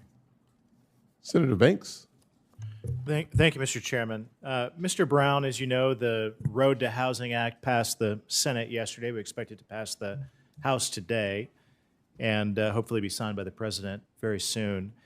There are many important parts of the bill. I think the bill is significant. There are some who say that it's not, but I think it's a significant bill that will go a long way to help solve the housing crisis and help your members do what they do to serve families. One part of the bill that I authored along with Senator Warner on the other side is called the Reside Act. That's fairly common sense, but it would allow communities to compete for grants and take empty warehouses, old factories, dead strip malls, shuttered hotels, and then turn those structures into housing. I had a lot of mayors across Indiana, Republican and Democrat mayors of small towns, big cities, all agree that would be a new tool for them that they could use to solve the housing shortage in their communities. But I wonder if you agree that would be helpful. What are some other parts of the Road to Housing Act that you think are significant that will go a long ways to helping us address this issue? I do agree in that. I think that's a very important provision. There's lots of underutilized commercial structures throughout America that are just sitting there vacant. In fact, in my own business, we sold a commercial warehouse in an opportunity zone to a buyer who then developed it into residential units. And I think that is a great example of how you can take an underutilized commercial structure that's not producing anything, housing or income or anything, convert it to actual living units where people can live. I think that there's a lot of provisions here, especially the streamlining of the process to reduce cost, helping out with zoning, helping out with reducing the environmental layers of environmental in terms of developing housing. I think that's very important. This just hits so many areas that's going to reduce time and reduce cost and streamline processes. But back to your original comments, I think that's a very important part, especially as it pertains to opportunity zones. Not maybe the bill's not a silver bullet, but will go a long way. You believe that? Yeah, I think it will over time. I think it will. Is there a silver bullet out there that the committee should be looking at that would address the housing costs? We haven't come up with a silver bullet yet, but next I hope that that Congress really looks at More Homes on the Market Act. I think that, I made comments when I first started the hearing that I really believe that if we can double the capital gains exclusion, it's going to add instant inventory to the marketplace. And in doing so, it's going to reduce some of the housing prices. Yeah, which I fully support. Ms. Johnson, can you talk about why mortgages are costing more? I mean, what are the rules and regulations and fees that are being added that's making mortgages so darn more expensive than what they used to be? Thank you for the question. The last 10 to 15 years in particular, it's really been a combination of heightened capital requirements. There's regulatory scrutiny that banks, non-banks all have to go through. There's litigation risk. There's operational burdens. And so there's been a focus on, one, the supply issue, which we think is first and foremost the most important thing. But there's also been an intent focus from the administration of increasing bank participation. And I think that there is a real need to increase bank participation in this market so that you have more competitive options for borrowers. And we're excited about the executive order. We've been very pleased that there's a recalibration in the Basel proposal on mortgage. I think that that'll go a long way to reduce costs. Any big ideas we're missing here? I think your focus on supply and using a carrot stick approach is absolutely the right one. And Mr. Carbone, in plain terms, can you explain how dollar-backed stablecoins lower everyday cost for people who are underbanked or paying too much in transaction and remittance fees? Absolutely. Thank you for the question, Senator. Right now, the average remittance fee in America takes 6.5%. So for every $100 an American is sending overseas, the recipient is only getting $93.50. And it takes 3 to 5 days to get there. With a dollar-backed stablecoin, they can send it instantaneously and almost for free. That is a huge example as well. We're already seeing after the Genius Act passed, cheaper, more competitive payment options for Americans. We're starting to see merchants start to incentivize users, like gas stations incentivize users to pay cash instead of credit, incentivize users to pay with dollar-backed stablecoins. Regal Cinemas right now is giving 10% off all tickets and concessions if you pay in dollar-backed stablecoins instead of using credit or cash. So the Genius Act is working. We're seeing more competitive payment options for payments and for remittances. Good to know. Thank you. I yield back. Thank you, sir. Senator LBR. Thank you, Mr. Chairman. And thank you also to the witnesses for being here today. I want to start off by just expressing my deep gratitude to the chairman and the ranking member for your leadership and all of my colleagues on the passage of the bipartisan 21st Century Road to Housing bill.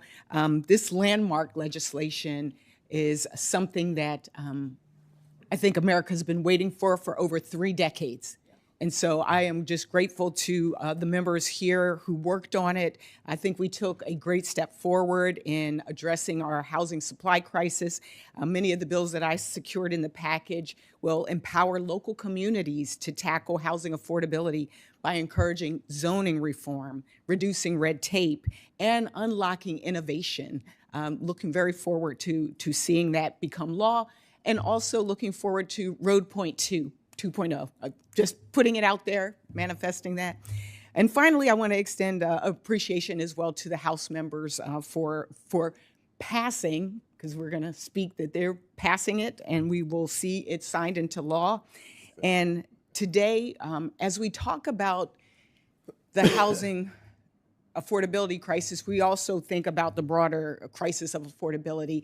And I know the chairman talked about the One Big Beautiful Bill putting forward $250 a month for many American families, but all I could think of were the calls and the people that I see in my own state, folks who are paying $50 to $80 to fill up their gas tank, because constituents who have written in and said, because of the lack of ACA tax credits, I now have chosen to just give up insurance, which means that health insurance could roll into medical debt, and it has an impact on all of our costs.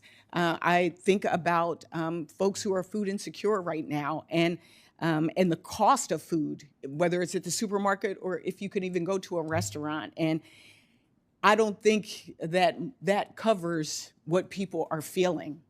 And so for me yesterday, I was able to, with my congressional delegation, Senator Coons and Congresswoman McBride, we held a roundtable for veterans in our state. It was a veterans roundtable, and at the roundtable we had representatives from different veterans organizations, and then we held a resource fair in addition to the roundtable. And we kept coming back to this issue of cost and them not being able to afford to live. These are people who are our neighbors. These are people who have served this country and who are serving this country. And between the issues of homelessness, the issues of suicide, the issues of, again, just being able to make ends meet, it really became clear that they are feeling the brunt in a way that many of us don't even feel. And so, Dr. Morgan, I wanted to ask you about the CFPB, which has historically played an important role in enforcing the Military Lending Act and protecting service members from predatory financial practices. Has the CFPB reduced its enforcement of the MLA? The CFPB has reduced its enforcement of the MLA, yes. And has reducing that enforcement hurt affordability for military families? And can you talk a little bit about how? Yes, absolutely. And I just say to your earlier point, there is research that shows that those tax cuts are really wiped out by the cost of the war with Iran. So, when people are coming to you and saying this doesn't add up, it doesn't add up. But in terms of, military members, the CFPB has stepped in over the years many, many times to protect military service members, from predatory practices by lenders, by allotment processors, student loan servicers, and others. And then under the Trump administration, we've seen this massive dialing back of enforcement and supervision to the point of non-existence. And people don't even have a place to file a complaint anymore. And this really lands hard on military service members. And in fact, the CFPB has actually walked away from lawsuits and settlements that would have put $80 million back into the pockets of military service members who were subject to illegal practices. It's my understanding that since 2011, service members from all 50 states and every military base have filed more than 400,000 complaints to the CFPB, and that there was a complaint database. Can you just tell us, why was the Office of Service Member Affairs at the CFPB created in the first place, and what are the consequences of weakening the protections as well as lessening the staff and shuttering offices? It's a really good question. You only have about 15 seconds to answer this question. Financial. Could I have the time that Louisiana had? No, ma'am. A little bit longer. I will just say very quickly that financial readiness is a critical component of military readiness. So when people are distracted by dealing with predatory lenders at home, or when their security clearances are held up based on a debt collection that they shouldn't owe, that affects our ability to fight wars and to keep our country safe. So this is a really critical component of the overall picture on defense. Thank you. These are the people who protect us. We deserve, and they deserve to have our protection as well. Thank you, and I yield back. Senator Moreno. Well, let me just start my portion by complimenting you, Mr. Chairman, and actually our ranking member. I think what we got done here in the Road to Housing Act was monumental. It obviously also is an indictment on the person who used to occupy your chair, because obviously he was unable to get anything done. So to both of you, kudos, and to your predecessor, shame on you. In terms of where we've been hearing a lot about today is the word hoax. Now, I learned English as a second language when I was about 6, 7, 8 years old. Some would say I still haven't learned it completely. The word hoax can sometimes be made to seem that something's not real, but it actually means deception, that there's a deception going on. Mrs. Johnson, what was the average inflation, cumulative inflation during the Biden years? Do you know? I know it reached a peak of 9.1%. It did. So cumulatively, it was 21.5%. Under President Trump, it's cumulatively 5%. You represent bankers. Is 5 less than 21.5? Yes, it is. It is. So when somebody creates 21.5% of cumulative inflation, and then the next person creates 5% cumulative inflation, and the people who did the first part blame the second one for price increase, it's a hoax. So we got that out of the way. Now, Mrs. Johnson, I do want to talk about some of the things that have been brought up about banks. Why do you post deposits after withdrawals at most of your financial institutions? Most banks, for example, in Ohio, that receive deposits, those deposits don't credit the person's account until after withdrawals had, and a lot of that results in overdraft fees. That's something that you guys can either do voluntarily, or you're going to make us pass a law to do that, because it's crushing working Americans and it's fundamentally unfair. Well, thank you for the question. Look, there is a lot of technology on the back end, and a lot of banks Just do it the right way, though. Just do it the right way. You shouldn't have people whose paychecks are coming in, and you don't take that into account until after you've counted all the withdrawals. Just bad practice. Just don't do bad things and make us have to do that. And you were talking about also these 0% interest offers.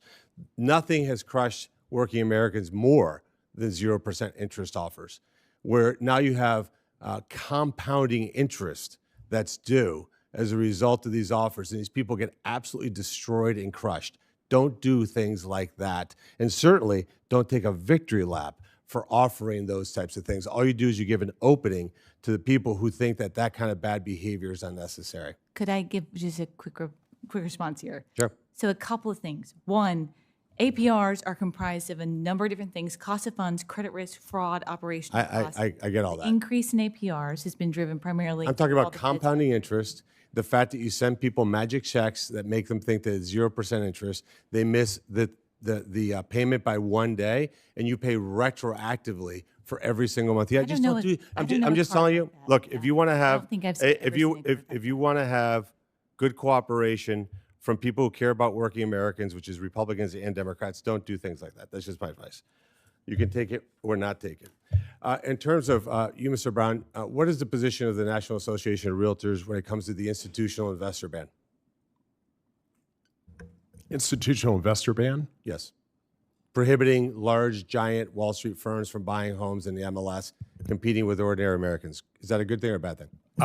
I think that institutional investors are a problem in some communities. They're certainly not the cause. I'd say there's a cause. Do you support not having institutional investors compete with individuals to buy a home, yes or no? Yes. You do? Good. Okay, perfect. And I'll turn over to you, Dr. Morgan. Sorry. What does a dozen eggs cost today? The last time I bought them where I lived, it cost about $7. Oh my God, you need to move. You would fail the prices right dramatically. I do need to. The average price of a dozen eggs is $2.19. We are going to send the police after the grocery store where you do business. Do you know what it was under Biden? Obviously you don't, because you didn't know now. It was $2.65. Is $2.19 less than $2.65? It is. Okay, perfect. So then prices for eggs have gone down from Biden to Trump. What's the price of a barrel of oil today? I don't know off the top of my head. I think it was $100 a barrel. It's 73. Okay. What was the average price during the Biden years? I don't know. It was 82. So the price of a barrel of oil has come down. What is the price of what is the most commonly used fertilizer for farmers? I don't know. It's nitrogen. What is the cost per ton under Biden for nitrogen fertilizer? I don't know, but can I? So it's $1,000 a ton. It peaked out at $1,600, and now it's $800, half of the peak under Biden. Is it all right for me? Let me just I would love to be able to. You are not the contestant on the next Price is Right. You would not do well. Okay. In terms of electric vehicles, do you think it's good public policy to offer $7,500 to multimillionaires to lease foreign luxury vehicles?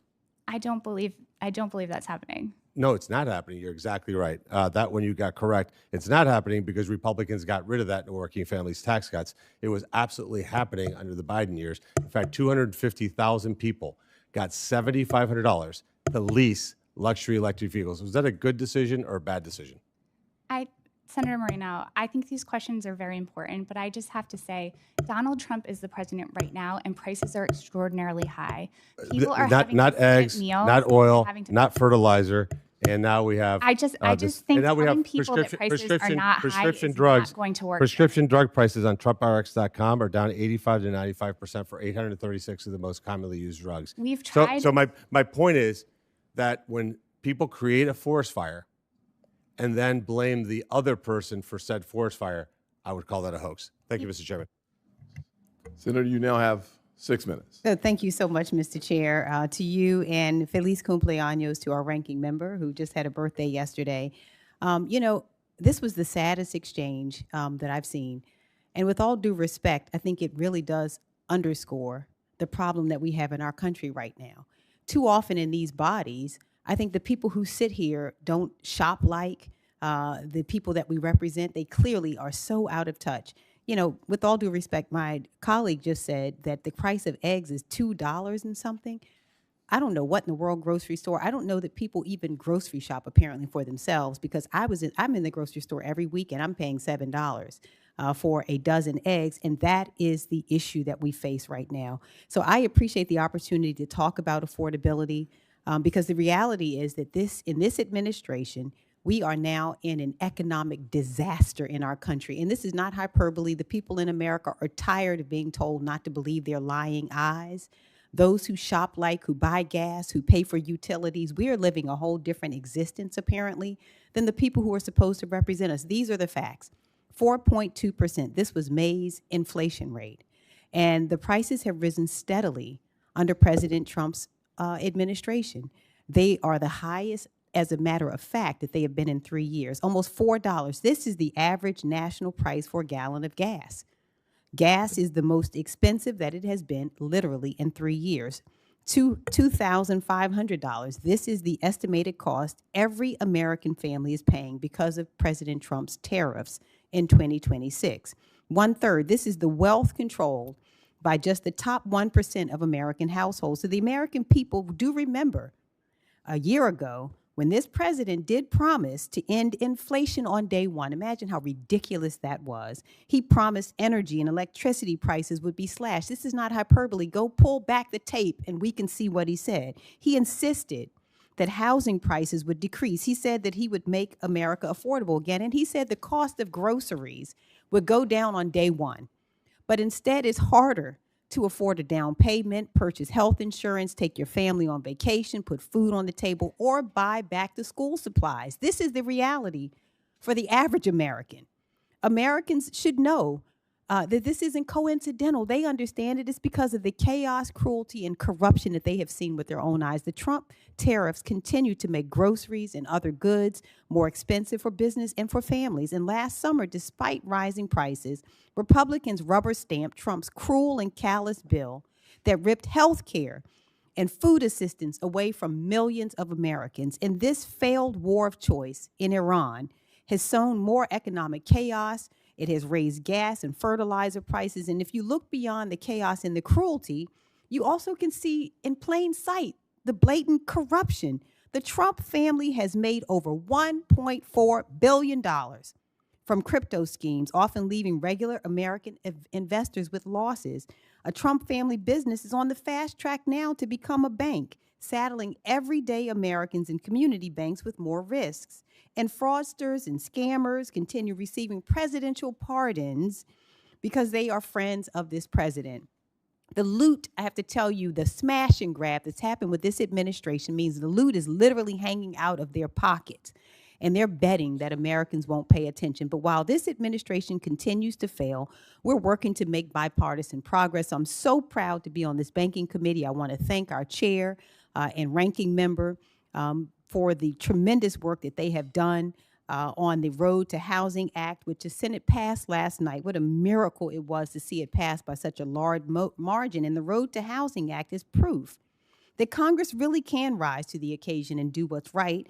And I am particularly proud of provisions that I champion, which will make it easier for banks to invest in affordable housing and create a federal grant program for people to make essential repairs to their homes so they're not forced to sell or to foreclose. While families are priced out of home ownership and the dream of a stable house is slipping away, Congress took a big step forward to expand the housing supply, reduce red tape, and make home ownership more affordable. Now, this is worth celebrating. Our kids deserve it. They deserve it. My 21-year-old daughter, who is so different than her grandparents, my parents married at 21 and 22, and within 5 years of their marriage, they could buy a modest home. The average age of a first-time home buyer is 40 years old. So Congress should continue to step up. And while this administration's chaos, cruelty, and corruption is occurring at every juncture, I will never hesitate, along with my colleagues who are willing, to roll up our sleeves and to work in a bipartisan fashion to address our shared goals. Thank you.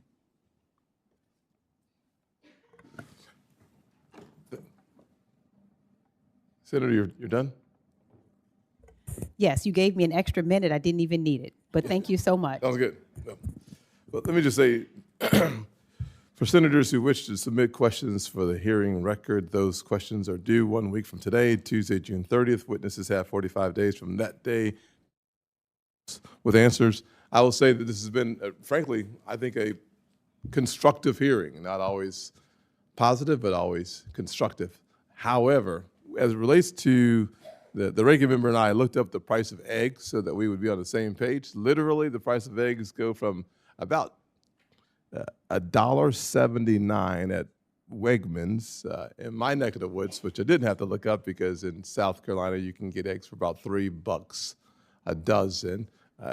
Elizabeth, ranking member, did find some for as high as $9 for eggs. I will simply say that the ability to compare prices from the Trump administration to the Biden administration, I'll take that comparison even now, almost any day of any week, on any topic. The fact of the matter is that Senator Warnock and I had a conversation about having a Matthew 25 hearing at the Banking Committee, which I actually look forward to it, because if you start and read the entire chapter, it does give you some responsibility for those who have talent to do good things with that talent from 1, 2, and 5. It also goes into bridesmaids and lots of other conversations, but it does get to the place where we are asking ourselves really important questions about how we treat each other. Really important. I'm not sure that we always remember that when we're having a conversation with others, but I think it's incredibly important for us to recognize the importance of loving your enemies and praying for those who persecute you, at the same time taking a look at those who are struggling. There are multiple ways to try to address the issue. I think both sides try to do so. Sometimes I became a Republican as a guy who grew up in poverty in a single-parent household, because after taking a serious look at the consequences of good policy and bad policies, not good intentions and bad intentions, I decided the best way for me to impact communities that were struggling was by being a Republican. However, on this committee, we should continue to have the type of engagement that allows the public to see disagreement without being disagreeable, and ultimately, I think that we achieved that goal today. However, I do look forward to the opportunity to have a discussion about Matthew 25 sometime in the near future. Hearing adjourned.